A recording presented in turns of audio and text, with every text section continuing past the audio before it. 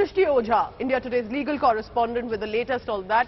Now, Srishti, it's interesting to understand the sort of scenarios that can come forth. We cannot speculate, of course, on the verdict, but what happens here on?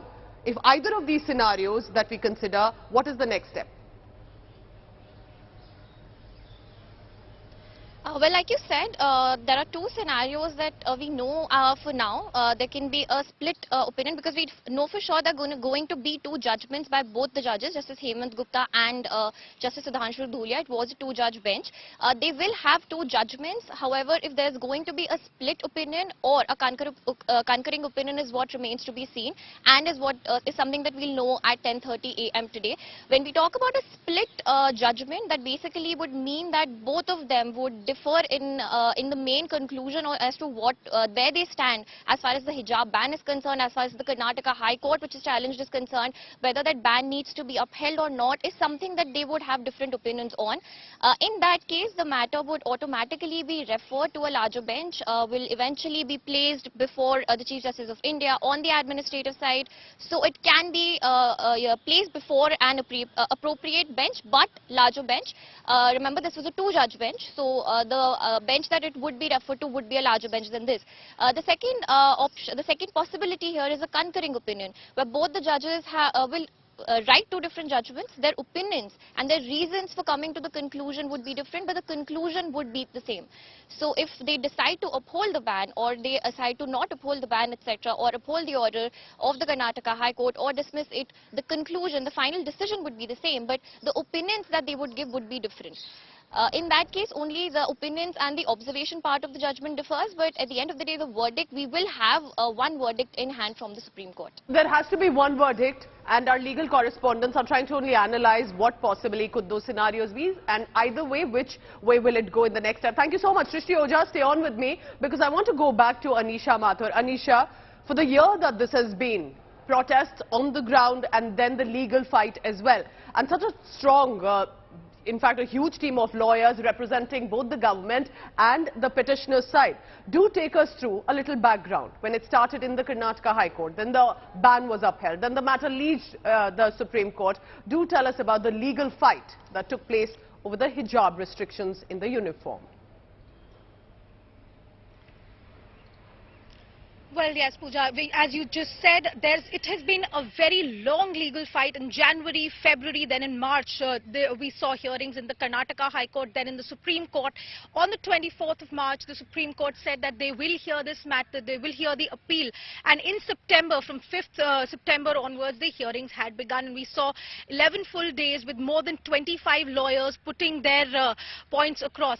Now, the main points of contention in this particular case are with regards to Article 14, that is the right to equality and right against discrimination. Article 19, which is the freedom of expression.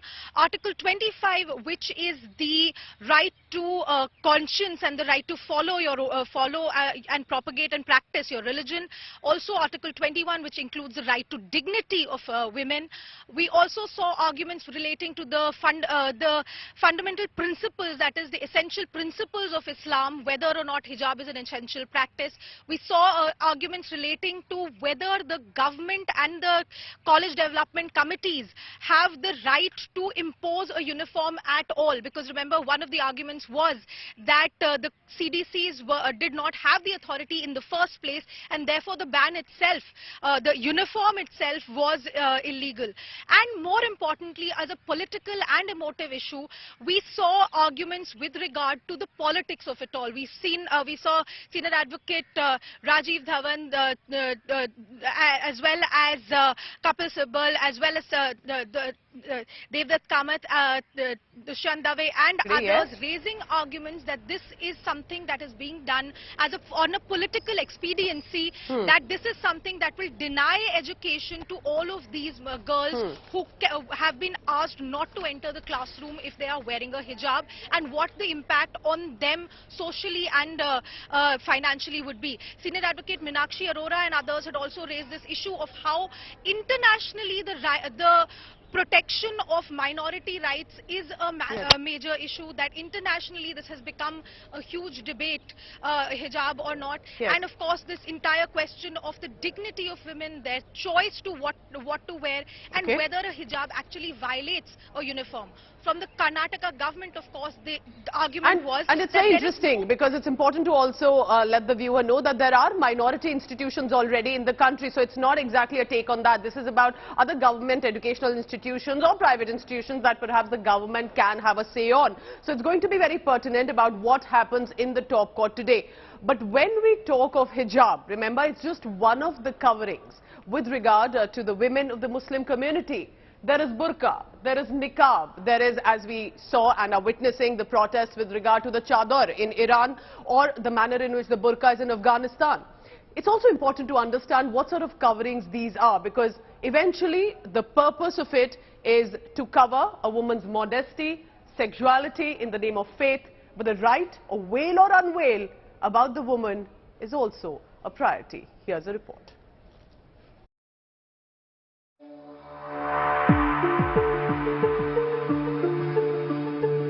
The terms may be used interchangeably, but in fact the hijab, niqab and burqa are different pieces of Islamic covering. They're all designed to protect a woman's modesty. In recent years, they have sparked debate around the world, with some militating against this show of religious identity and others seeing it as a patriarchal imposition on women's bodies, cloaking them in victimhood and depriving them of choice.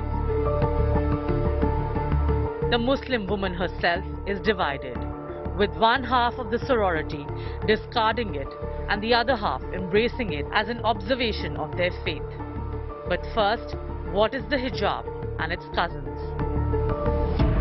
The hijab is the simplest covering. This is essentially a length of cloth used to cover the head and neck, much like the ghungat among Hindu women, who often use the end of the sari to cover the head. A niqab is a starker covering. It veils the face and covers the head and neck, but leaves the eyes exposed. The burqa is the most intense covering. It includes a full body cloak, a veil for the face and a covering for the head, as well as screen covering the eyes. A chadar is a large piece of cloth that is used as a combination shawl covering head and face. These are only some variations. Others include the shaila, a long scarf that is used to cover the head and face, and the abaya, which is a long robe-like dress that's usually worn over the clothing. While it is common to see such clothing in black, the color is not fixed. For instance, in Afghanistan, burqas are often made in a shade of blue. The exact cut and style also vary, keeping in mind local customs and climate.